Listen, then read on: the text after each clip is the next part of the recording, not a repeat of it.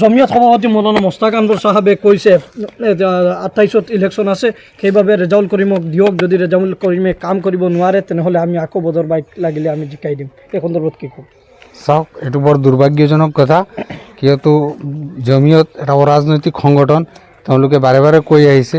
কিন্তু এটা অৰাজনৈতিক সংগঠন তেওঁলোকে কোৱাৰ পিছতো যে এটা ৰাজনৈতিক দলৰ হৈ তেওঁলোকে প্ৰচাৰ কৰি আছে, এইটো বৰ অসমৰ অনাগত দিনৰ কাৰণে বৰ মানে বিপদজনক এটা সংকেত। এইটো কোনো ভাল লক্ষণ নহয়, শুভ লক্ষণ নহয়। আৰু বিশেষকৈ জমিয়ত এটা সংগঠন আছিলে, জমিয়ত সংগঠনটো সকলো মানুহে জমিয়ত সংগঠনক এটা প্ৰাধান্য দিয়ে বা এটা হেৰি কৰে। কিন্তু আজি যি দেখিছোঁ মৌলানা মোস্তাক আনবৰ চাহাবে যি জমিয়ত সংগঠনক যে ৰাজনীতিৰ লগত একাকাৰ কৰি পেলাইছে, কিন্তু সেইটো বৰ দুৰ্ভাগ্যজনক, এইটো হ'ব নালাগিছিল। বৰহাউৰ গাঁও পঞ্চায়তৰ আজি আপোনালোকে 2 নং ৱাৰ্ডত আপোনালোকে নিৰ্বাচনী প্ৰচাৰ চলাইছে, কেনেকুৱা সঁহাৰি লাভ কৰিছে কি ক'ব? ৰাইজৰ বিপুল সঁহাৰি আমি লাভ কৰিছোঁ। ইয়াত দেখা গৈছে যে আমাৰ যি এক কথাত ক'বলৈ গ'লে আমাৰ কোনো প্ৰতিদ্বন্দ্বীয়ে নাই। কাৰণ ইয়াত প্ৰতিদ্বন্দ্বী যি হ'ব, প্ৰতিদ্বন্দ্বী কিন্তু আমাৰ যে এজিপিৰ যে প্ৰাৰ্থী আৰু এজেপিৰ প্ৰাৰ্থী তেওঁলোকৰ মাজত প্ৰতিদ্বন্দ্বিতা হ'ব। কিন্তু আমাৰ যিজন প্ৰাৰ্থী মৌলানা বদৰুদ্দিন আজমল চাহাব, তেখেত অপ্ৰতিদ্বন্দ্বী।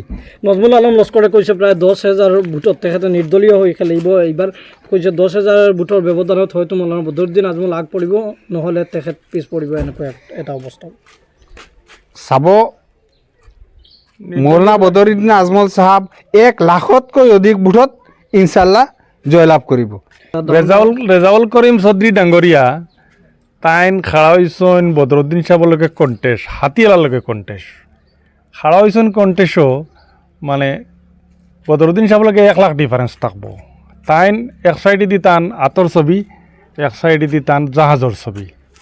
সেম আমার হাতিয়ালা যে বেটা বারইছেন শাহাবুদ্দিন চৌধুরীর এক সাইডে দিয়ে আত্মীর ছবি, এক সাইডে দিয়ে ফুলোর ছবি থাকতে লাগে।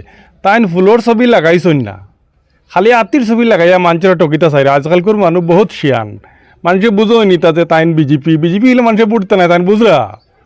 গতিকে তানরেও মানুষে এবার ভোট দিতে নাই, খুব ভোট নাই, 2-4টা যেগুন আছে এগুলো ভাইতা না। এখানে তান এক সাইডে দিয়ে ফুলোর ছবি লাগাইনি লাগে, তাইন লাগাই না মানুষের টকিতরা মানে বুঝরা মানুষই তো আগুয়া নাই মানুষ, আমরা অঞ্চলের মানুষ বহুত শিয়ান।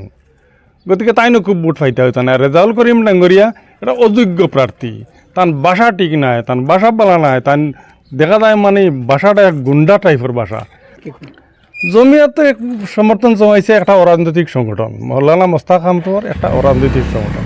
তাই সমর্থন যারা এটা কিতার ব্যক্তি জানাইরা জানি না, একজন আলিমে আর একজন আলিমের বিরুদ্ধে মাথাটা বড় দুঃখজনক লাগে। যে বদরুদ্দিন সাহেবে জমিয়তর মোস্তাক আনবর সাহেবের বিরুদ্ধে কোনটা বাদ কিচ্ছু করি না, তো তাই সবসময় বাদ থাকতে আসেন, জানি না তার কিতা ইন্টারেস্ট আছে। ও কয়দিন আগে রেজাউল করিম চৌধুরী ডাঙ্গরিয়ায় একটা মঞ্চ বড়াওয়ার এক ফিল্ডও মিটিং করছিল, তরুণ গগৈ আসলা কোনো রেজাউল করিম ডাঙ্গরিয়ায় মোস্তাক আনবর সাহেবরে বাদ ব্যবহার করছেন, যেটা আমি বাসায় কইতে পারতাম না। বহুত বাদ ব্যবহার করছেন, আমি দেখছি, উপস্থিত নিজে আসলাম। আমি বড়াওয়ার মানুষ, টানিং তিনালির মানুষ।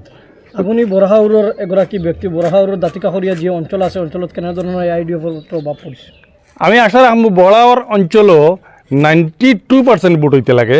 আগেও আমরা যথেষ্ট ভোট পাইছি, যতবার ভোট হয়েছে সব থেকে ভোট রেজাউল করিম ডাঙ্গরিয়া 1200-1300 ভোট পাইছেন, 10,000 ভোট কাস্ট হয়েছে, 8,500 ইউডিএফে পাইছে। বড়াওয়ার পঞ্চায়েতর আঞ্চলিক কমিটির আন্ডারে যতটা 10টা ওয়ার্ড আছে, 10টা ওয়ার্ডের মাঝে 8,500 বদরুদ্দিন সাহেবে পাইছেন, আর 1400 কতটা। কিমান শতাংশ নিশ্চিত মৌলানা বদৰুদ্দিন আজমল আগন্তুক বিধায়ক বুলি?